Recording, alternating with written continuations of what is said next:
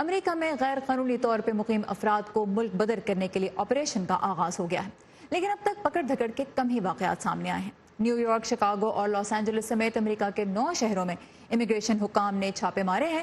U S immigration and customs enforcement کے ادارے کا کہنا ہے کہ فی الحال ایسے غیر قانونی تارکین وطن کے خلاف کارروائیاں کی جا رہی ہیں جنہیں امیگریشن ججوں نے فوری طور پر ملک بدر کرنے کا حکم جاری کر دیا ہے۔ تفصیلات کے لیے ہم چلیں گے نیلوفر مغل کی جانب۔ نیلوفر، جب صدر ٹرمپ نے اس آپریشن کا اعلان کیا تھا تو خوف کی لہر دوڑ گئی تھی امیگرنٹ کمیونٹیز میں اور بہت تنقید کا بھی نشانہ بنایا جا رہا تھا اس آپریشن کو، لیکن ہم دیکھ رہے ہیں کہ فی الحال کوئی اتنی شدت کے ساتھ ہی آپریشن نہیں ہو رہا جس کی کہ توقع تھی، تو کیا مزید تفصیلات سامنے آئی ہیں؟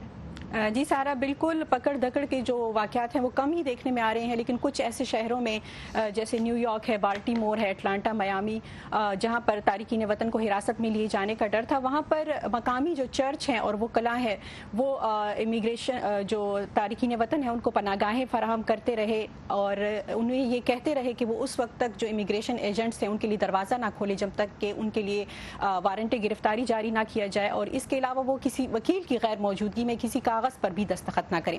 ان اقدامات کے حوالے سے جو مقامی عہدیدار ہیں یہاں واشنگٹن ڈی سی میں اور جو ڈیموکریٹس ہیں وہ اس پر برہمی کا اظہار کر رہے ہیں، لیکن ٹرمپ کے حامی جو ہیں وہ اسے سراہ رہے ہیں۔ مزید تفصیلات دیکھتے ہیں اس رپورٹ میں۔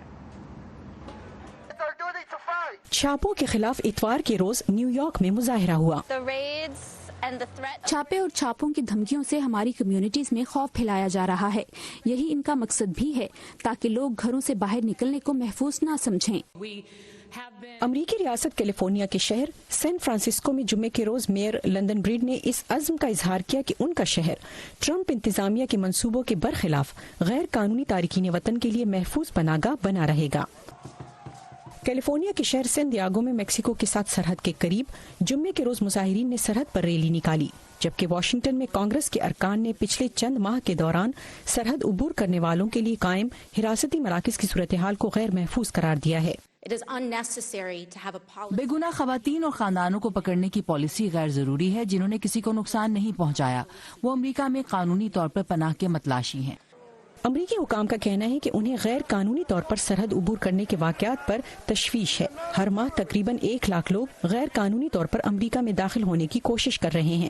ریپبلکنز کا کہنا ہے کہ یہ ایک بحران ہے۔ کئی ماہ پہلے میرے کئی ساتھی یہ شکایت کر رہے تھے کہ سرحد پر صورتحال ایک مصنوعی بحران ہے۔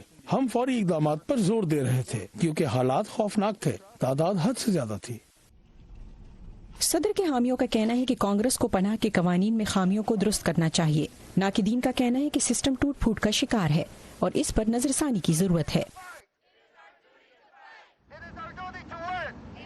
اور غیر قانونی تارکین وطن کے حوالے سے جو امیگریشن ایجنٹس ہیں ان کا یہ کہنا ہے کہ صرف انہی لوگوں کو ہم نشانہ بنا رہے ہیں جو کہ خطرناک تصور کیے جا رہے ہیں، لیکن جو امیگریشن کے حامی لوگ ہیں ان کا یہ کہنا ہے کہ اس سلسلے میں بہت سے خاندان جو ہیں وہ جدا ہو سکتے ہیں اور وہ لوگ نشانہ بن سکتے ہیں جن کا کوئی قصور نہیں یا جو بے گناہ ہیں۔ رائٹ، جس طرح آپ نے بتایا کہ جو سول رائٹس کی تنظیمیں ہیں ان کا فوکس اس وقت یہ ہے کہ لوگوں کو ان کے حقوق سے آگاہ کیا جائے۔ نیلوفر مغل ہمارے ساتھ تھیں۔ Thank you very much Niloufer for this update.